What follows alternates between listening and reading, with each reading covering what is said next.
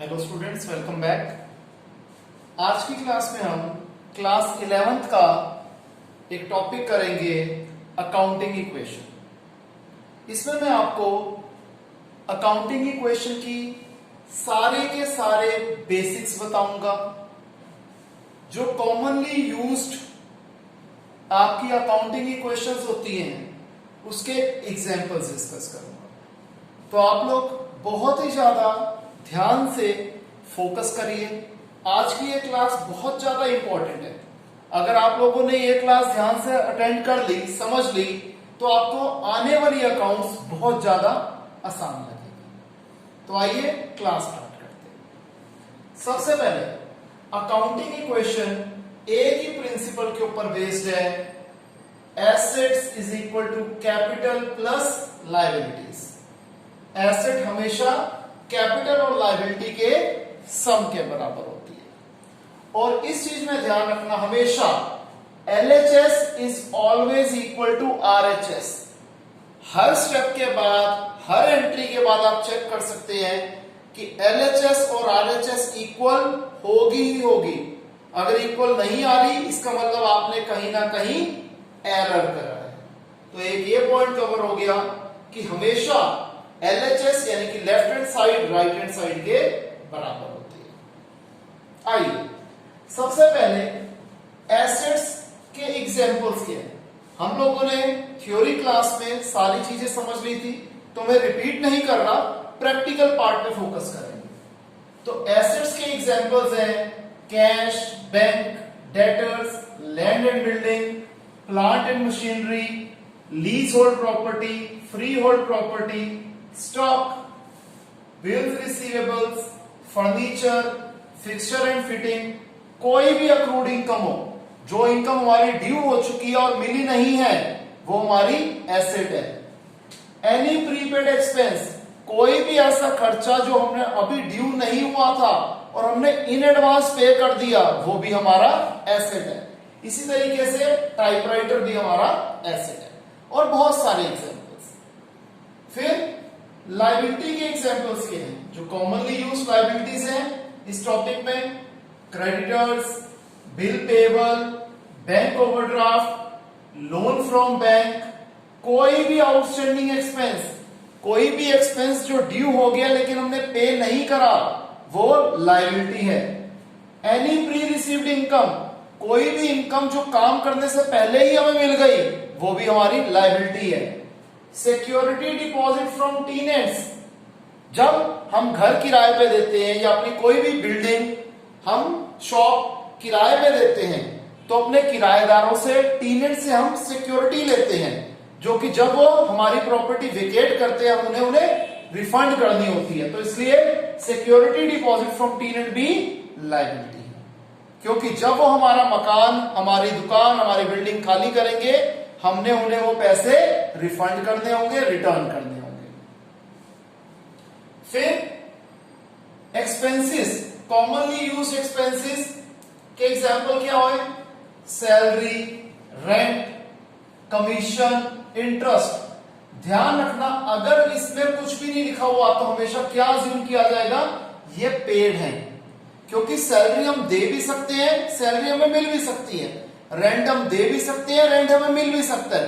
Commission हम दे भी सकते हैं, कमीशन हमें मिल भी सकता है। इंटरेस्ट हम पे भी कर सकते हैं, इंटरेस्ट हमें रिसीव भी हो सकता है। तो अगर कुछ भी नहीं लिखा होता तो हमेशा ये पेड माना जाएगा। लेकिन अगर इसके साथ क्लियरली मेंशन कर दिया गया कि रेंट रिसीव्ड है, इंटरेस्ट रिसीव्ड है, तभी हमारी इनकम बन जाएगी। यहीं पर एक बात आपको समझाना चाहूंगा कि कुछ कॉमन चीजें, सैलरी, इंटरेस्ट, कमीशन, ये हमेशा हम इसे एक्सपेंस मानेंगे अनलेस ये रिसीव ना दिया हो तो। और अगर रिसीव दिया होगा तो ये एक्सपेंस नहीं, इनकम बन जाएगी, रिवेन्यू बन जाएगा। फिर अगर हमें किसी ट्रांजैक्शन में सिर्फ नाम मेंशन्ड है तो हमेशा वो क्रेडिट ट्रांजैक्शन होगी। मैं रिपीट कर देता हूं, if only name is mentioned then it is always a credit transaction. और अगर कुछ भी मेंशन नहीं है, इफ नथिंग इज मेंशन्ड, तो वो कैश ट्रांजैक्शन होगी। और अगर कैश और नाम दोनों मेंशन्ड है तो भी वो कैश ट्रांजैक्शन होगी। और बेसिक बात जिसका ध्यान रखना पड़ेगा वो क्या है कि हमेशा हमारी कैपिटल रिड्यूस हो जाएगी बेशक हमने एक्सपेंस पे करा है या नहीं पे करा। अगर आउटस्टैंडिंग एक्सपेंस है तब भी हमारी कैपिटल रिड्यूस होगी। I repeat, capital is always reduced every time, जो मर्जी बोल लीजिए, whether expense is paid or not. And conversely speaking, capital is increased every time whether income is received or not. इसमें income is received or not का मतलब accrued income होगी तब भी ये क्या कैपिटल इंक्रीज हो जाएगी। और ये एक्सपेंस पेड और नॉट का मतलब क्या हो गया, अगर कोई आउटस्टैंडिंग एक्सपेंस हो गया तब भी हमारी कैपिटल रिड्यूस हो जाएगी। ये इसका मतलब था। तो ये हमारे बेसिक फंडामेंटल से जो कि हमें ध्यान रखने हैं। आप लोग ये आराम से सारे पहले कॉपी कर लीजिए, फिर इसकी प्रैक्टिस करते हैं कुछ कॉमनली यूज्ड बिजनेस ट्रांजैक्शंस की। कॉपी कर लीजिए।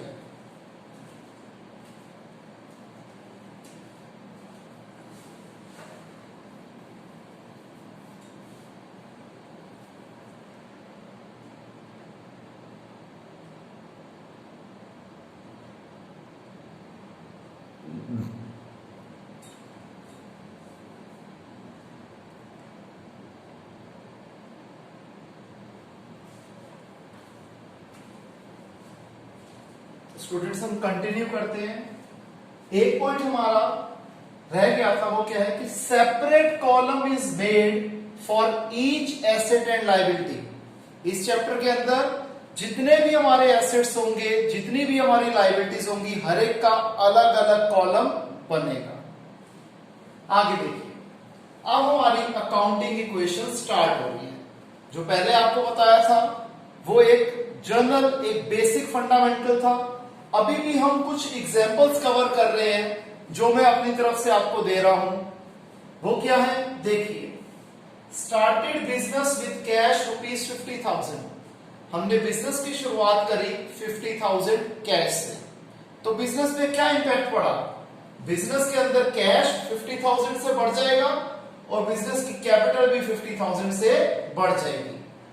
ये मैंने बीच में एक लाइन डाल रखी है ये दिखाने के लिए कि ये LHS है जो कि एसेट्स की है, और लाइन के इस तरफ यानी कि कैपिटल प्लस लायबिलिटी जो कि RHS में आएगा।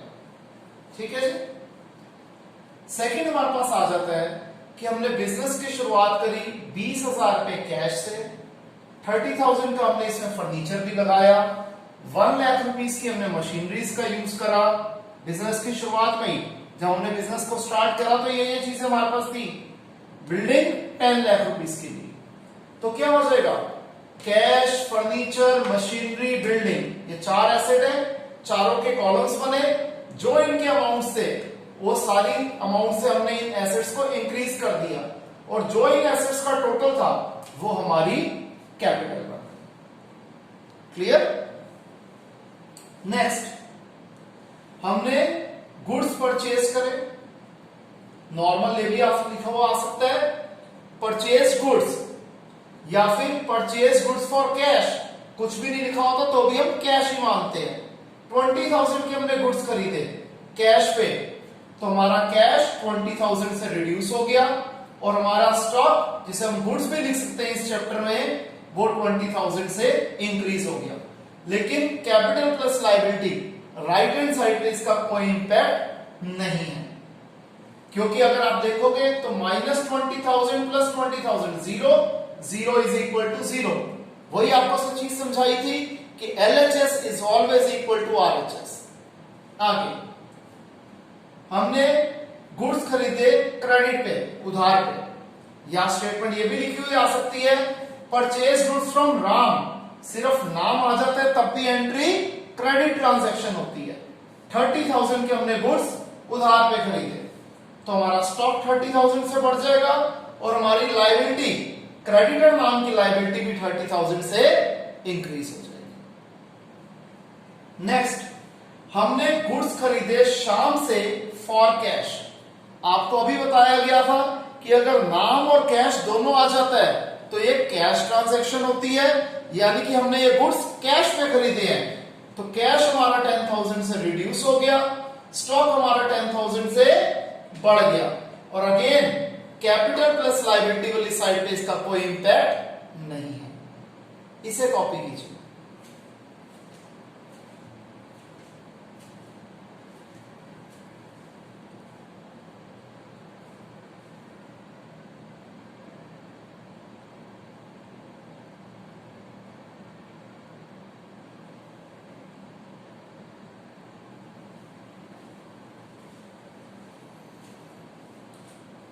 आइए स्टूडेंट्स कंटिन्यू करते हैं।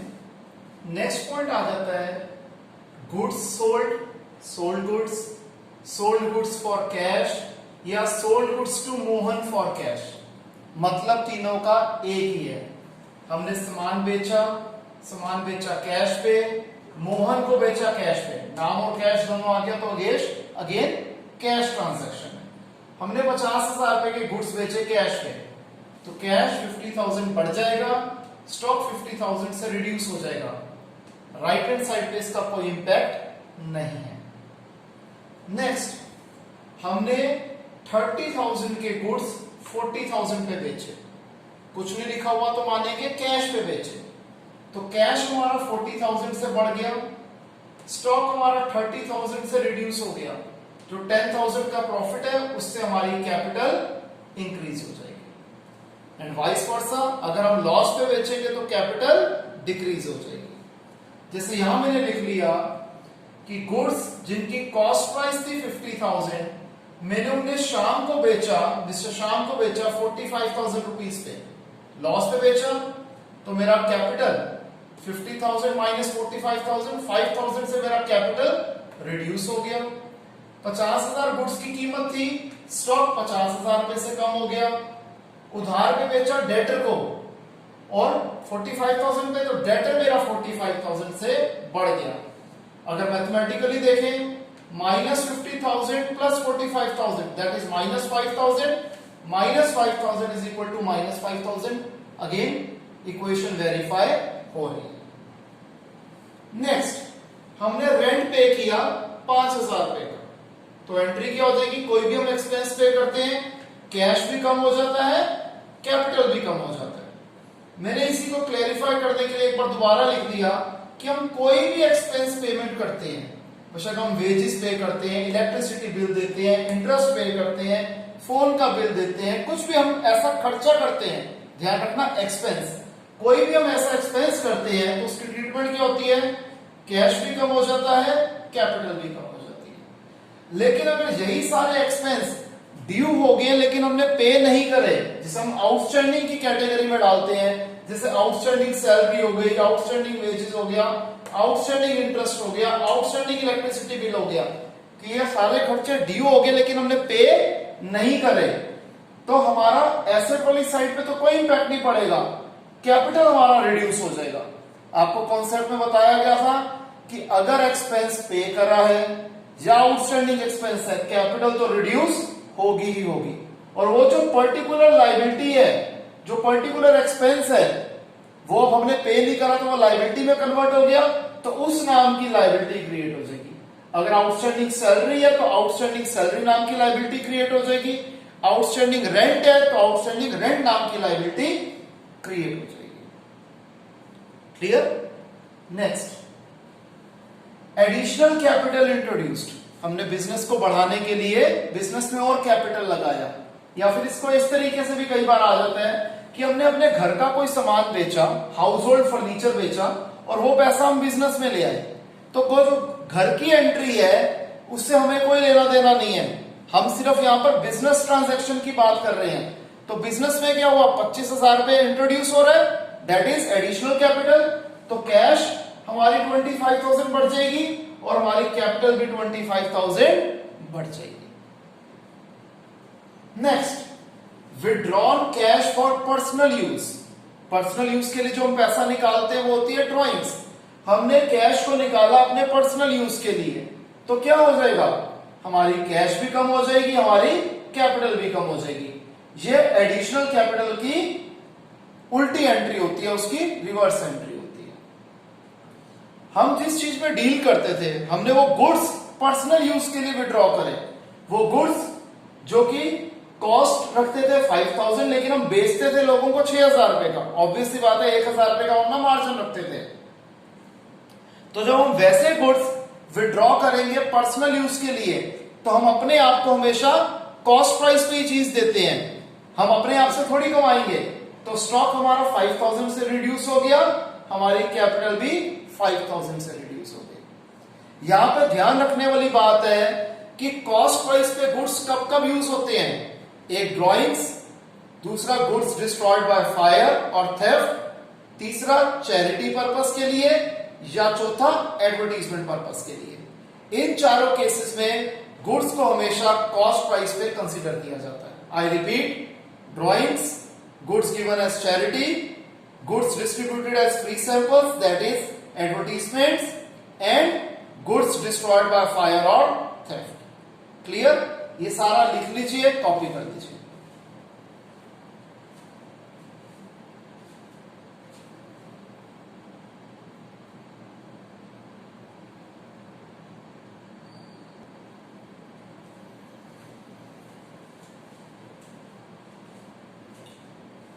नेक्स्ट हमारे पास आ जाता है गुड्स डिस्ट्रॉयड बाय फायर और थेफ्ट, कॉस्टिंग 8000, सेलिंग प्राइस 10000। हमारे गुड्स जिनका कॉस्ट प्राइस था 8000, सेलिंग प्राइस था 10000, वो जल गए या उनकी चोरी हो गई, तो क्या ट्रीटमेंट होगी? स्टॉक 8000 से कम हो जाएगा, कैपिटल भी 8000 से कम हो जाएगी। ये कौन सा केस है? व्हेन गुड्स वर अनइंश्योर्ड, यानी कि हमने इंश्योरेंस नहीं करा रखी थी। अगर इंश्योरेंस करा रखी होती है तो उसके भी अलग से दो केसेस होते हैं, एक जब पूरा क्लेम मिल जाता है और दूसरा जब पार्शियल क्लेम मिलता है। अगर हम यहीं पर समझें तो अगर फुल क्लेम मिले कि 8000 रुपए का हमारा माल जला और हमें 8000 रुपए पूरे के पूरे मिल गए, तब हमारा बेसिकली नुकसान कुछ नहीं हुआ, यानी कि कैपिटल रिड्यूस नहीं होगी, हमारा स्टॉक 8000 से कम हो जाएगा और हमारा इंश्योरेंस क्लेम नाम का एसेट 8000 रुपए से बढ़ जाएगा और दूसरी तरफ उसका कोई इंपैक्ट नहीं पड़ेगा। लेकिन अगर insurance company partial claim accept करती है, यानी कि वो कहती है भाई मेरे हिसाब से 6500 रुपए का क्लेम बनता है, तो क्या होगा? स्टॉक तो हमारा 8000 रुपए का चला, इंश्योरेंस क्लेम हमें मिल रहा है 6500 रुपए का, तो एक्चुअल लॉस 1500 रुपए का है, तो हमारी कैपिटल जो है वो 1500 रुपए से रिड्यूस हो जाएगी। क्लियर? आगे देखते हैं। अब इंटरेस्ट ऑन कैपिटल ₹1000। आपको पता है अकाउंट्स में ऑर्गेनाइजेशन और मालिक दो अलग अलग एंटिटीज हैं, तो हम बुक्स ऑफ अकाउंट्स मेंटेन करते हैं इस केस में ऑर्गेनाइजेशन के हिसाब से। तो इंटरेस्ट ऑन कैपिटल 1000 रुपए ओनर को, प्रोपराइटर को मिल रहे हैं और पे कर रही है ऑर्गेनाइजेशन, तो माइनस होगा ऑर्गेनाइजेशन के पॉइंट ऑफ व्यू से और प्लस होगा प्रोपराइटर के पॉइंट ऑफ व्यू से। बात एक ही है लेकिन प्रेजेंटेशन ऐसी होगी। इसी तरीके से इसका उल्टा हो जाता है इंटरेस्ट ऑन ड्राइंग। जो प्रोपराइटर ने पर्सनल यूज के लिए पैसा विड्रॉ करा था वो ड्राइंग्स थी, उसके बदले में वो ऑर्गेनाइजेशन को इंटरेस्ट पे करेगा। तो जो ऑर्गेनाइजेशन में पैसा आया वो आया प्रोपराइटर के हिसाब से कि प्रोपराइटर ने ऑर्गेनाइजेशन को ये पैसा मिला है तो ऑर्गेनाइजेशन में वो प्लस हो गए, और प्रोपराइटर ने ये पैसा पे करा है तो प्रोपराइटर का बैलेंस रिड्यूस हो जाएगा।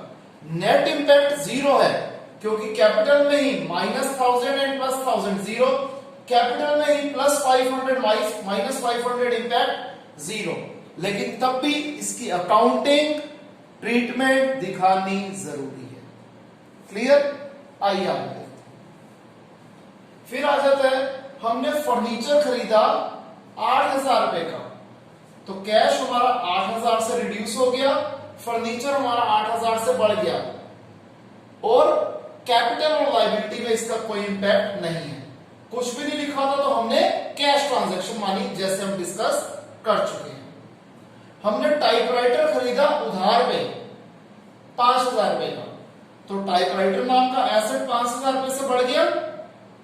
अब कुछ बुक्स में इसे हम क्रेडिटर के अंदर डाल देते हैं कि हमने उधार पे खरीदा है तो इसलिए क्रेडिटर 5,000 से बढ़ गया, लेकिन टेक्निकली स्पीकिंग क्रेडिटर्स कौन होते हैं? जिनसे हम गुड्स उधार पे खरीदते हैं, तो हम क्रेडिटर के अंदर नहीं डाल सकते, तो हम किसके अंदर डालेंगे? आउटस्टैंडिंग टाइपराइटर बिल, कि टाइपराइटर के अभी हमने पैसे देने हैं, या जिस दुकान से हमने लिया है, फॉर एग्जाम्पल हमने एबीसी लिमिटेड से लिया, तो हम एबीसी लिमिटेड नाम की ऑर्गेनाइजेशन को एक लायबिलिटी क्रिएट कर देंगे, उसमें 5,000 ऐड कर देंगे। Clear? Next, depreciation on furniture. Furniture पे डेप्रिसिएशन होगा तो क्या होगा? 2,000 रुपए का डेप्रिसिएशन है फर्नीचर के ऊपर, फर्नीचर की वैल्यू 2,000 कम हो गई, कैपिटल की वैल्यू 2,000 कम हो गई। जिस किसी चीज के ऊपर डेप्रिसिएशन लगता है, अगर मशीनरी में लगेगा तो मशीनरी की वैल्यू कम, कैपिटल की वैल्यू कम। डेप्रिसिएशन से हमेशा कैपिटल रिड्यूस होगी और कंसर्न्ड एसेट की वैल्यू रिड्यूस होगी। नेक्स्ट, हमें रेंट मिला अपने टेनेंट से, ये हमारे लिए रेगुलर सोर्स ऑफ इनकम है, रिवेन्यू है, तो हमारा कैश भी बढ़ गया, हमारी कैपिटल भी बढ़ गई। Easy, simple. नेक्स्ट, हमें सिक्योरिटी डिपॉजिट मिला टेनेंट से, जब ये मकान खाली करेंगे हमें ये पैसा इन्हें रिटर्न करना है, इसलिए ये पैसा हमारी लायबिलिटी है, इनकम नहीं है, लेकिन एट द सेम टाइम हमें पैसा तो मिल गया, तो कैश भी बढ़ जाएगा और लायबिलिटी क्रिएट हो जाएगी सिक्योरिटी डिपॉजिट फ्रॉम टेनेंट के नाम की। Clear? Next, received a bill receivable for goods sold 10,000। हमने 10,000 रुपए का माल बेचा और सामने वाली पार्टी ने हमें बिल रिसीवेबल दे दिया, तो हमारा स्टॉक 10,000 से कम हो गया और हमारा बिल रिसीवेबल 10,000 से बढ़ गया। अगेन कैपिटल वाली साइड पे कोई इंपैक्ट नहीं है। आगे, इस बिल रिसीवेबल का पैसा हमें मैच्योरिटी पे मिल गया, money received on maturity from this bill receivable, या फिर इन कैश का बिल रिसीवेबल, तो क्या हो जाएगा? कैश 10,000 बढ़ जाएगा और बिल रिसीवेबल 10,000 माइनस हो जाएगा। क्लियर है स्टूडेंट्स? इसे कॉपी कीजिए।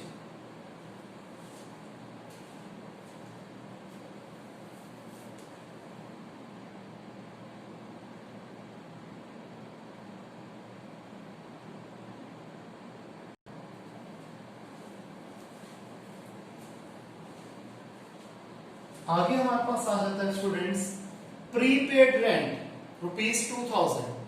2,000 रुपए का रेंट हमने पहले ही पे कर दिया, तो हमारा कैश हमारी जेब से निकल गया।